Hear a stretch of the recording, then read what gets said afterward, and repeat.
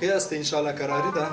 ګرانو شاګردانو ښه متوجه سئ زه د تاسو د رسم استاد یم تاسو ته به اول ښه رسمي درس زده کوم بیا وروسته لږه به له تاسو یوې ونه پوښتنه وکړم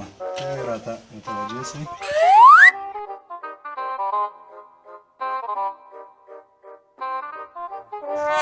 دا یوه مرغۍ ده ډېره خفه ده کرونا حالت کې ده کرونا نه ډېره ډارېږي ټوله کورنۍ یې پرېښې ده یو دا تنها پاتې سوې ده نو ځکه داسې خفه ده کږه ولاړه ده معلم صاحب دا تخته څومره وړه کوي دا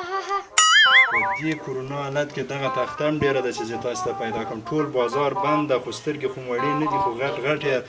لږ نږدې کښېنئ تختې ته لږ نږدې کښېنئ نه نه خو غټه ښه درته ښکاري زه به درته له کومه کړم په سترګو باندې څه شی نسته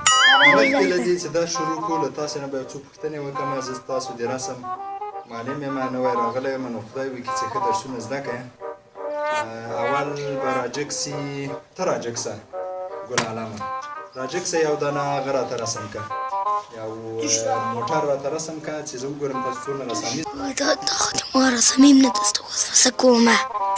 ټیک څو چې هغه رسامي کوي زه به د تاسو کتاب لږ راواخلم چې رسم رسامي